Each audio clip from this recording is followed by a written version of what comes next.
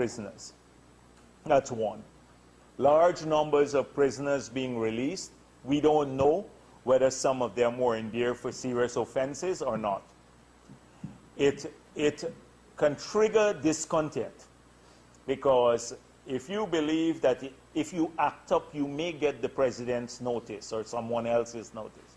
Secondly, when they had the problems in the prisons, what I call the riots in the prison, they set up a committee to negotiate with the prisoners. Now, this is a huge departure from convention. Once you start negotiating with the prisoners, it does not end.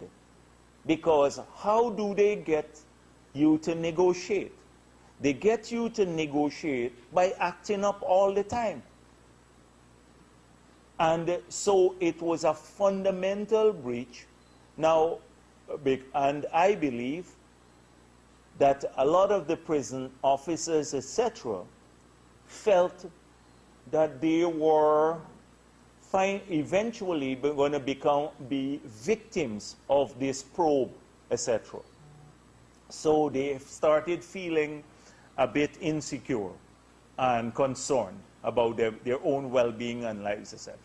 I agree that government has a duty to look into concerns of prisoners, but you do it in a manner that is different. You establish a small group to examine, not to negotiate, whether the concerns that they have raised are real concerns. Here we have a commission of inquiry now. The commission of inquiry should have predated the negotiation. You shouldn't have had negotiation. So I don't agree with the government's policy in relation to the prisons and the management of prisons and all of that. And I think they have created, in all the years we've been there, we did not have that issue. They talk a lot about security, but even on the security matters, they're found wanting. 17 persons lost their lives there. Someone has to bear responsibility, including the minister. And if Rohi, remember when the people in Linden lost their lives? They were calling for Rohi to go. And now they're in government. 17 persons lost their lives. Do they still share the same feeling that the minister must bear responsibility for this issue? So that's one. The central bank has to always look at administrative costs of keeping currency in circulation. So sometimes the admin costs are high, and therefore the central bank would want to simplify that and to cut costs, because every time you have to renew a coin or a note in circulation, it's a cost to the central bank. I made one comment without looking at the specific issue. Every time you have currency reform, because I was not commenting on the decision here, but let me just say, every time you have currency reform, there's a possibility that you have inflation. It drives inflation. So take, for example, if the $1 and the $5 note, right, the instruments are withdrawn, and something now costs, say, $35. How do you get that? How do you pay for it? How do you pay for it? The simple thing. That's why, and I'm not saying more right now on that. When they decide to make the decision, then I talk about it a bit more. Now that you've asked a question on the economy, the thing is that I saw the central bank trying to talk up the economy a little bit, I guess following directions from the minister. But this minister is very confused.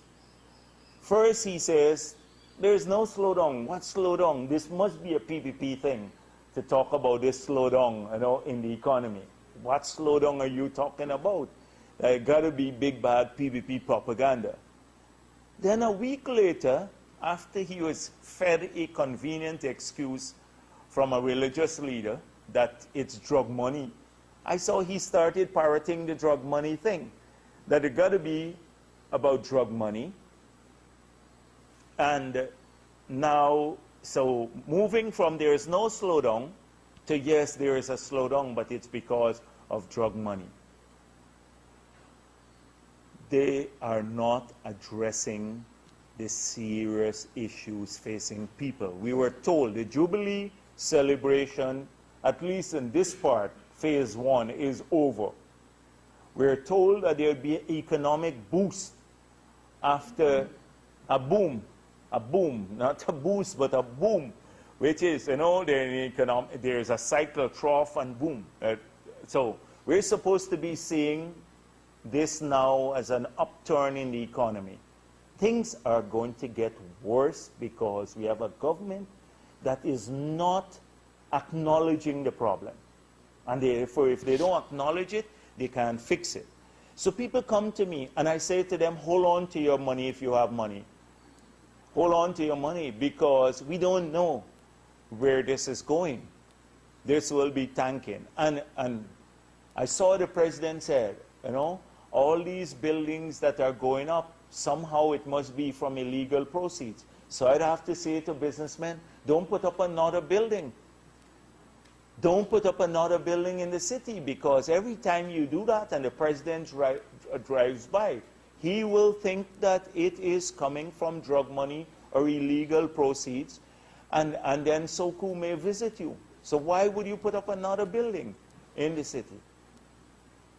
And I can tell you the concessions are going to be taken away. They're going to revise the concessions. I heard the Minister of Finance said, well, we did what we had to do with DDL. And anybody else who come for a refund, we're not giving them. Well, it's not Jordan.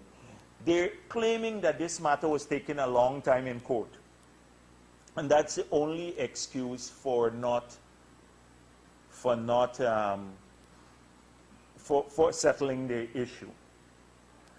Well, let banks, DIH, and the others claim their refund, and then the state doesn't give them the refund, it's not Jordan who will decide whether they get their refund. It's the courts.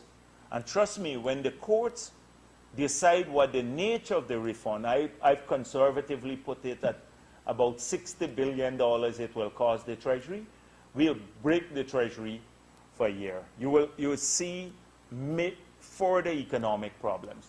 That one decision will cost this country dearly. And they're not paying attention to it, because they're in the usual castle, they ring fence. They make a bad decision and they ring fence it and they defend it. And the defense is a silly one. Oh, we are going to challenge any attempt to claim refund. Well, you challenge it and you'll end up in court. And any self-respecting court will have to award in favor of the competitors, because you can't have two sets of people or three sets of people in the same sector paying different tax rates. Our laws don't provide for that.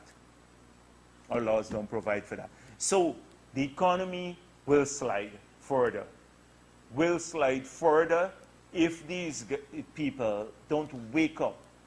They can wake up, because, and it's not supporters of the PPP alone that's hurting. All Guyanese are hurting. Guyanese. People are losing their cars. They can't pay their monthly installments for their cars and their homes, etc. Go to the banks. Ask the banks. It's a simple thing to do if somebody would just do it. How many times? It's not a partisan thing. Everybody would be affected. We should be happy that this is sliding, but we're not. We're not, because we want to make sure that the economy keeps ticking. We don't want to start this back all from a too low a level. You said that you're telling people to hold on to their money, to keep their money. Yeah. You said earlier. But by doing that, Yes, yeah, but next thing is you get raided by SOKU. You get raided. It's the kind of signal that they send. Secondly, if I have money now and I have to invest in the rice industry, but I have to face another 16% tax, I have to spend $4 million more to buy a combine. Why would I want to do it now when the markets are not secure? And why would I want to, if property prices are falling all the time, why would I want to spend now when there's a possibility that prices will fall even further? My argument is they can arrest this. They can change it. They can change the narrative around the economy. They can change the policies that will promote investments, etc. It's within their hands to send the right signal, which will then say to everybody who has money, oh, it's time that we spend our money.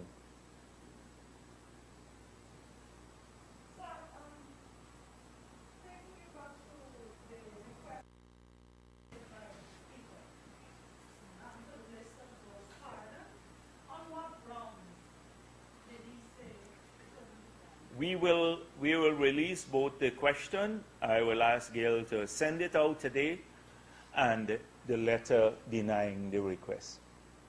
Okay, next, are you as leader of the PPP now concerned with the public? She's trying to put trouble between me and Rohi here. All right, yeah, okay, all right.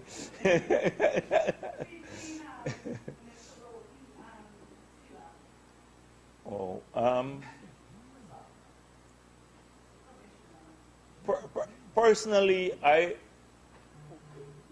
don't, as leader of the opposition,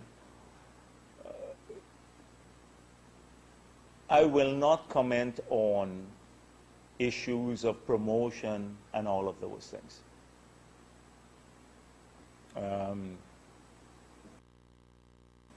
This is, I suspect, a position of the General Secretary of the party, but I've gone to the executive meetings of the party, and as far as I'm concerned, this matter was not discussed at the executive of the party.